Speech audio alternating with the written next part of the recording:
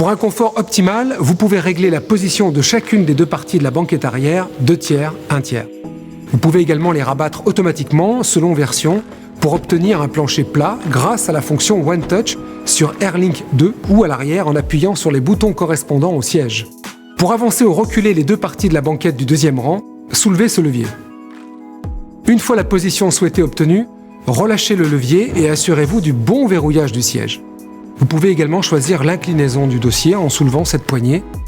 Une fois la position souhaitée obtenue, relâchez la poignée et assurez-vous du bon verrouillage du dossier. Pour rabattre manuellement une partie de la banquette arrière, rabaissez l'appui-tête et soulevez cette poignée. Procédez de la même manière pour l'autre partie de la banquette. Pour replacer les dossiers, accompagnez-les d'un simple geste jusqu'au verrouillage.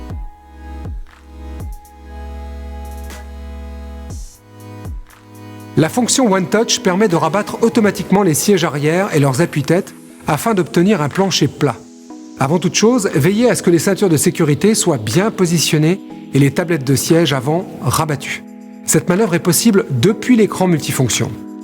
Sélectionnez le menu Véhicule, Siège, puis Modularité One Touch. Appuyez sur le siège que vous souhaitez rabattre ou la totalité des sièges et confirmez.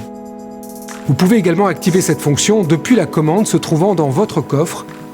Sélectionnez le siège que vous souhaitez rabattre ou appuyez sur ce bouton pour rabattre la totalité. Les sièges se relèvent manuellement.